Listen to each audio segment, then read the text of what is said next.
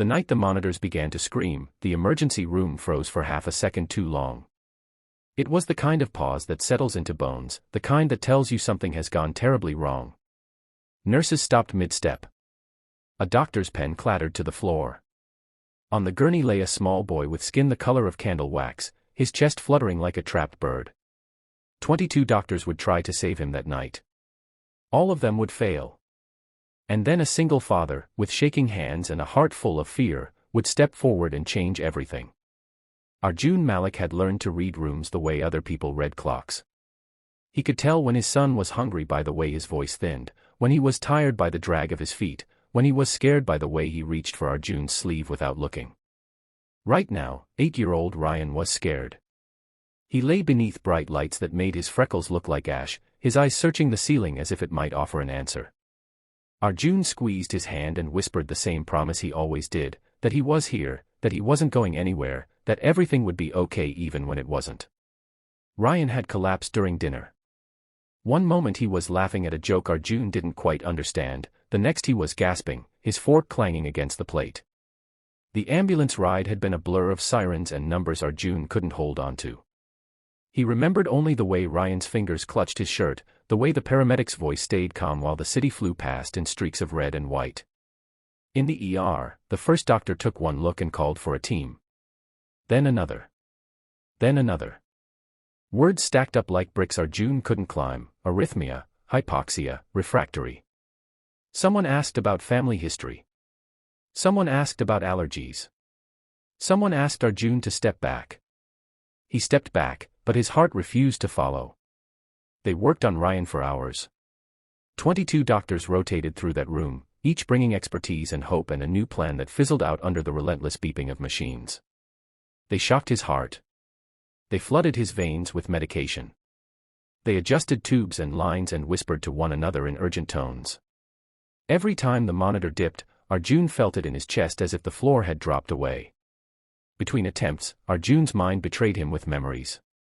The morning he learned how to braid hair after Ryan's mother died, because Ryan liked his hair neat. The nights he worked late and still showed up for bedtime stories, voice hoarse but steady.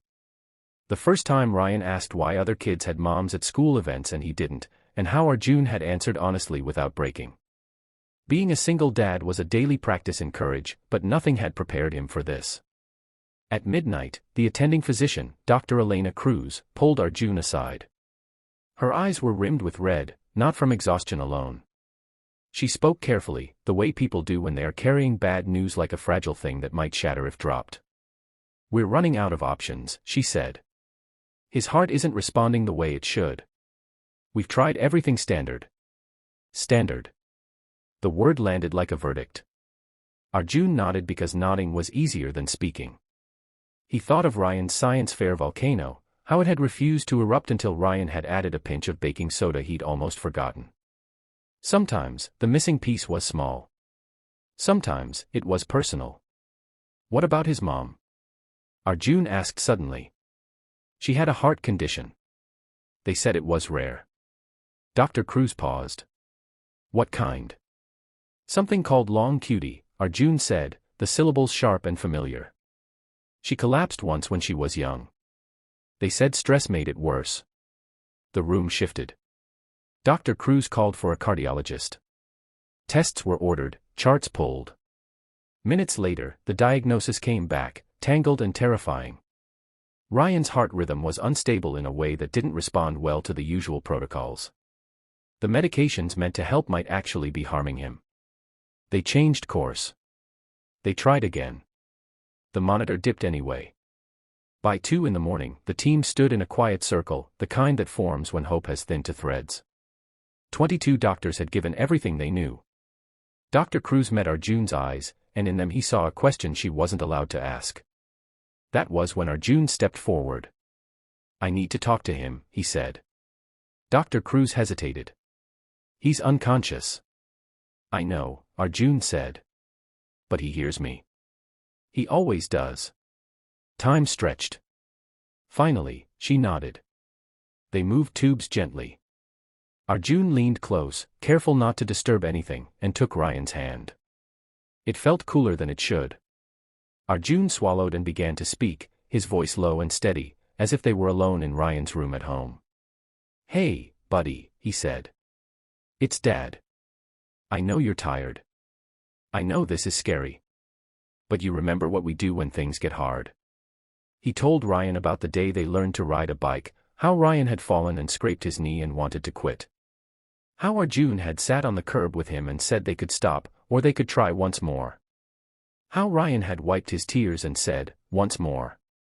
"We always try once more," Arjun whispered. Together. He sang the song he used to sing when Ryan couldn't sleep, the one his wife had loved.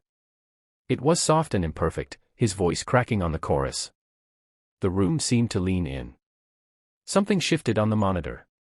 A flicker. A breath held and released. "Again," Dr. Cruz said quietly. "Do it again." They adjusted the treatment, aligning it with the rhythm that had just peeked through. The cardiologist nodded, eyes wide.